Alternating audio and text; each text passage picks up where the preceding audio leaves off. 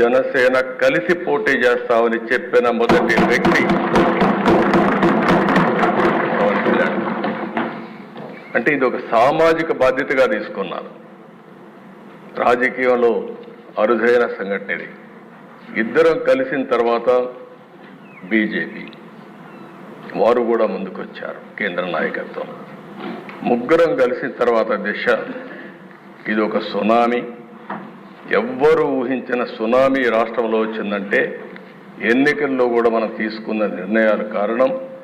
ఆ నిర్ణయాన్ని మళ్ళీ మనందరం కలిసి వారు ఒక మాట చెప్పారు, మనస్ఫూర్తిగా వినిపిస్తున్నా, ఈ రాష్ట్రాన్ని మళ్ళీ ఘాటిలో పెట్టి అన్ని విధాల అభివృద్ధి చేసే వరకు ఏమాత్రం ఆలోచించకుండా సమైక్యంగా ముందుకు పోవడానికి ఆలోచిస్తామని ఈ సభ ద్వారా రాష్ట్ర ప్రజానికానికి కూడా మేము ఒక హామీ ఇస్తున్నాం, చేస్తామని చెప్పి కూడా మీకు కూడా తెలియజేస్తాను.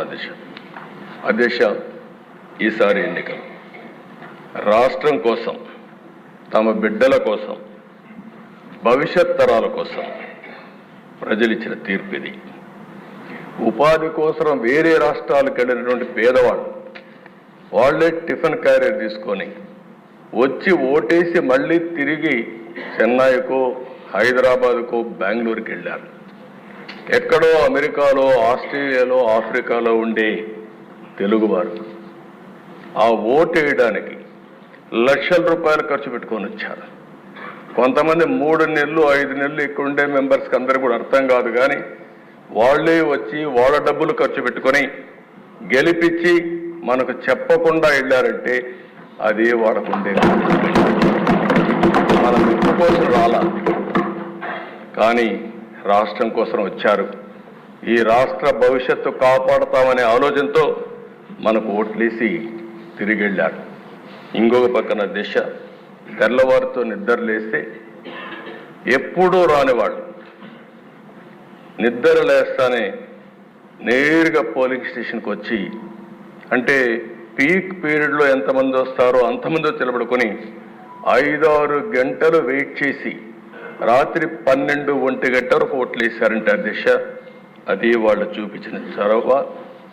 వాళ్ళందరికీ నేను ఈ సభ ద్వారా, మీ ద్వారా శిరస్సు వంచి పాదాభివందనం చేస్తున్నాను.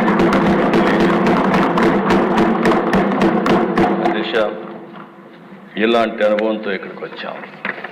దీనికి కారణం ఏంటి? ఒకసారి అధ్యయనం చేసుకోవాల్సిన అవసరం ఉంది. 5 సంవత్సరాలు ప్రజలు నరకాన్ని చూశారు. నరకం అంటే చాలామందికి తెలియదు, కానీ కథల్లో చూశాం. అలాంటి నరకాన్ని ఈ రాష్ట్రంలో చూసే పరిస్థితి వచ్చింది. రాష్ట్ర చరిత్రలో అవి ఒక చీకటి రోజులు.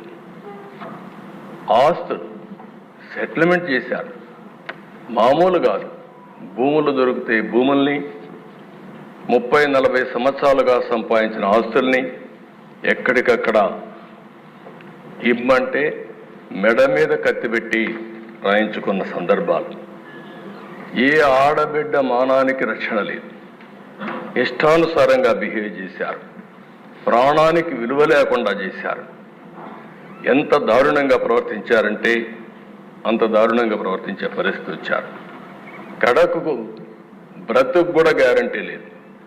మనం క్షేమంగా ఇంటికి తిరిగి వస్తామని ఆశ ఎవరికి లేని పరిస్థితి వచ్చింది. దౌర్జన్యాలు, విధ్వంసాలు, కబ్జాలు, దాడులు, కేసులు ఒకటి కాదు దిశ. ఎన్ని విధాల ఇబ్బంది పెట్టాలనో ఇక్కడుండే వాళ్ళల్లో సగం మంది ఎక్కువగా బాధితులు, కొంతమంది తక్కువగా బాధితులు అంతే. మానసికంగా కొంతమందిని దెబ్బతీశారు, ఆర్థికంగా కొంతమంది దెబ్బతీశారు, కొంతమందిని శారీరకంగా.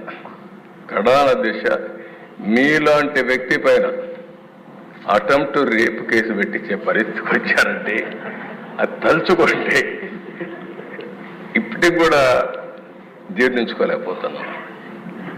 కానీ బాధ ఉంది, ఆవేశం ఉంది. ఇంకొకసారి చూస్తే మా మెంబర్స్ కూడా చాలా హిస్టరిక్గా కూడా ఉన్నారు. నాకు అర్థమైంది.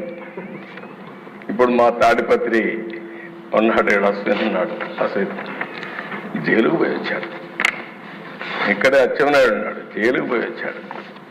నారాయణ ఉన్నాడు, తిప్పి తిప్పి తిప్పి ఎక్కడికెక్కడికో తీసుకుపోయి అదృష్టం బాగుండా అరెస్ట్ కాకుండా జైలుకు పోకుండా బయట వచ్చాడు. ఇవన్నీ సరే. రఘురామకృష్ణరాజు ఇంకేమవుతాడో తెలియదు. ఆ రోజు రాత్రి అంతా నిద్ర లేదు.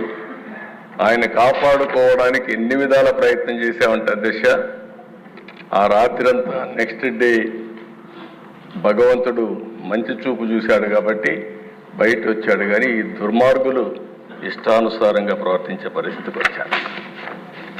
మనం ఇబ్బందులు పడ్డాం.